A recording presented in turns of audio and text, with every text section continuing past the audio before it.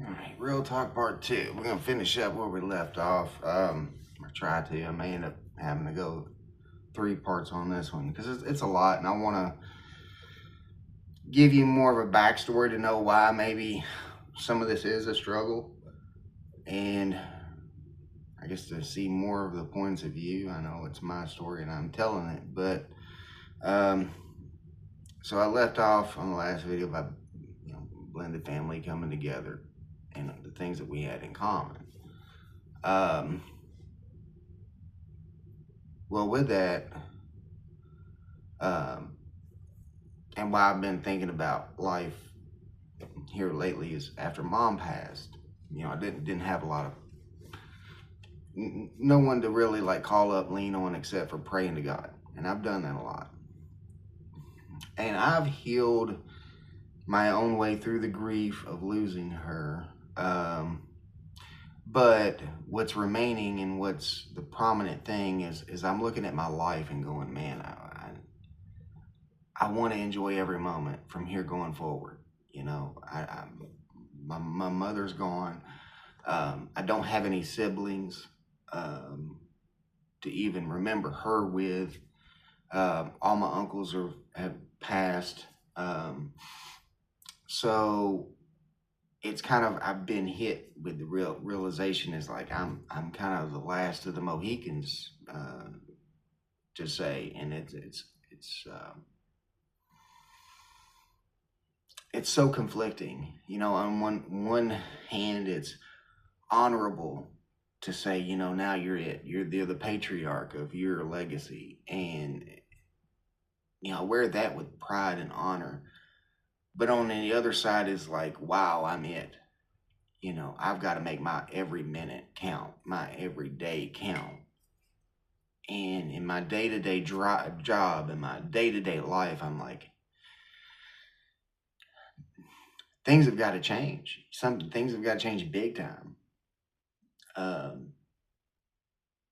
there's, and I mentioned in the last video, nobody's perfect. So it's not like I've been living this false, fake life and I'm living in sin and all this kind of stuff. It's not that.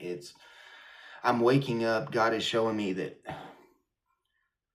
this is not the intended life he had for his people. When Adam and Eve made their first sin and he said, now you're going to have to work for food. Yes, we're going to have to like plant the seeds and grow it and water it ourselves and tend gardens and things like that. But the rat race of day-to-day life that exists now, overcommitting, busy, social media, oh, I got to look like I'm somebody because I'm going to all the events. Oh, I got to make sure my kids are in the know because they're in all the travel sports and they are friends with so and so's kid. It's a big stress ball. Life is a big stress ball if you let it be. And I'm more of old school values. I'm an old soul. Okay. Um, and some of this is not how I grew up. Now, unfortunately, I did grow up a little off of what you would call normal. I grew up secluded in an apartment and with a single mom that didn't let me do sports and didn't let me go outside because she lost a child before me and she was very overprotective of me. All that's understandable, but it caused me to not get some experiences. And so therefore now as an adult, when my kids are wanting to do activities, I stress out when they're doing too much. A lot of it is not my kids come up to me saying, "Hey, Daddy, I want to go do this. Can I?" It's not that. I'd probably feel different about it if they were. But I have both of their mothers. Now, one of them is my current wife, but one of them is my ex-wife. It's their current mothers that want to sign them up for things. And sometimes it's a lot of things at once. And so what's a lot for one person may not be a lot to another. And I understand that. But I also feel like I deserve the same respect in return. Like maybe what's too much to me should be taken into consideration. But a lot of times my feelings get dismissed. But You know, I'm of the old soul sort. I feel like young kids, pre middle school age kids, should be playing in the yard, playing in the neighborhood, playing with the neighborhood kids. You know, under adult supervision, obviously, but enjoying childhood, enjoying youth, doing those activities. But in my town, it seems like all these kids, everybody signs them up for some kind of extracurricular sporting activity at these very young ages. Youth this, youth that. I'm like, can they not get athletic and then try out for the middle school team? Maybe I'm out of touch. I don't know.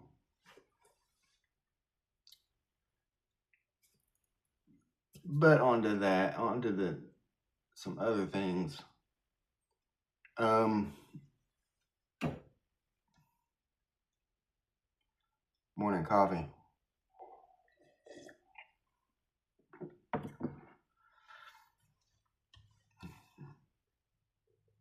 It's hard for me to go to my day to day 8 to 4:30 job, and I don't have a passion for that anymore.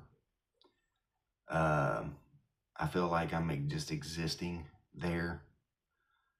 Um, there's no, I've stopped growing there. I've listened to a lot of these millionaire CEO gurus, and you know, and what they're saying in my situation is correct. I've stopped growing there. Um, and so it is time for me to find something else and move on. Um, and if your life is in turmoil in one area, it's gonna bleed over somehow, somewhere way into the other aspects of your life. And it's hard for me to go put in my 8 hours there, come home, and be this energetic, loving dad that my kids deserve. And they come first. You know, I've got to make the changes for them to give them a better me. Um, my wife, um, we're both being manipulated um, by the enemy. Um, she's been given a work schedule that keeps her gone most of the days, and so she's tired when she comes home, and all the energy she has left in the day is for the kids. And by the time she gets around to giving me what's left of her, I'm tired from doing all the things during the day myself, and I'm ready to go to bed and get my energy. So the devil's attacking us in all areas, and I'm aware of it, and I've prayed, and uh, it's just time to implement a plan to make things better. And so the whole reason of all of that backstory is to say, I don't think God intended this 9 to 5 grind, the work, pay bills, the house, the white picket fence, the way modern society is running. It's becoming clear to me that's not what God intended. So maybe some of y'all out there are going through the same thing. And I think what God intended for us is to figure out this how to become wealthy. Now, there's a big difference between wealth and richness. And wealth is when you can live day in and day out and not have to stress about trading your time for money. Rich is where you go and you trade a bunch of time for money, but you're just bringing in a higher rate of money than, say, the next person. You just have a higher cash flow, right? Wealth is where maybe your money is making you money and your money is coming in passively to where you don't have to trade much, if any, of your time for it. That's wealth. And you pass that on generationally by teaching your children how to manage the wealth, what to do with the money, how to sacrifice. Don't buy the next best, biggest thing. We're going to buy the next shiny thing. Don't aspire to have the big shiny thing. And the older I've gotten, the more I've seen the scams. I'll just flat out call them scams of life. The fancy exotic sports cars that men aspire to own and drive. And deep down, if we're honest with ourselves, it's not that we really want it, it's that we want to be seen driving it. And everybody has a little bit of pride, which the Bible says be leery of. It's a sin. Too much pride. And pride comes before a fall.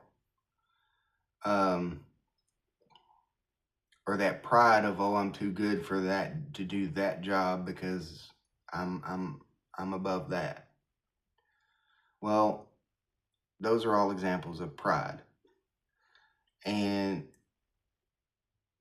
I'm slowly figuring out, I've slowly figured out that moving from one job, just because the next job pays a couple bucks more, you're still in the rat race. You're getting richer, yes, but you're gonna have lifestyle creep. You're gonna buy the next biggest thing. Maybe you're gonna buy more expensive clothes. You're gonna go and treat yourself to that Coach purse you've been eyeing at the mall, things like that, right? And so the next thing that happens is now you feel like you need more income to sustain that life.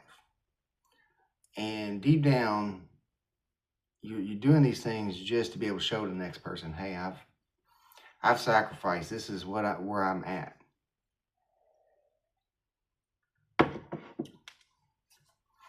And all my life, while Mom was alive, from a little kid, I was taught, save your money, do this.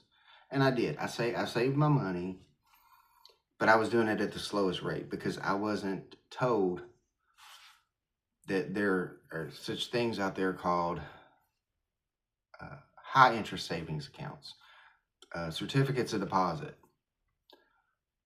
things like that grow your money faster than it just sitting in a savings account doing nothing, or getting a very, very fraction of a percent rate of return quarterly. So I was saving the slow way. And I discovered that Mom had a different method that she used, and she just didn't tell me about it. I don't know if she didn't know how to articulate it to me. I don't know what the reasoning was, but nonetheless, I did what I did. A lot of my life was trial and error. I was just kind of feeling my way through it because I didn't have a father figure in my life. I didn't have a mentor. I didn't have people that I worked with that openly discussed finances, because that's the other scam in the world. Oh, here, we're going to pay you this. Don't tell your coworkers what you're making. Let's not talk about it. So, talking about finances in my life for a long time was like a big faux pas. Oh, well, let's not do that. And then I learned, and it was like the gut punch of life is when I learned that, okay, some of these cars that me being a guy, I admit, I like cars. And some of these cars that I was looking at, drooling over, going, one day I'm going to have this, or one day I'm going to have that. They even require you to have a portfolio before they even allow you to spend your hard-earned money on said car. And I'm like, that's a scam. That is a scam. I'll go drive something else before I do that. So there's these little scams, that I'm slowly opening my eyes to. And I'm going, even if I had the money to throw it at this car brand, if I had the money to get 10 of them, I wouldn't touch them, just because the way they do business. And you got to develop some morals in life for yourself. You got to have your own self-worth and your own self-values. There's nothing wrong with that. There's absolutely nothing wrong with that. Jesus, he had his own values. He would go into some place that looked faux pas-ish because he was after that soul that was in there. He wasn't after that place because of what that place offered. He was trying to save a soul. And I've met Christians. Oh, I won't go near that place, or I won't go there. Why? Why? Is it because you're afraid you are going to get tempted? Are you afraid what people are going to think seeing you there? Who cares? If you have a relationship with God and God knows why you're there and God maybe is sending you there, who cares what another human being thinks? They don't hold the keys to your soul's final resting place. They're not the gatekeepers. Sorry I got off on that, but just thought I need to put it out there.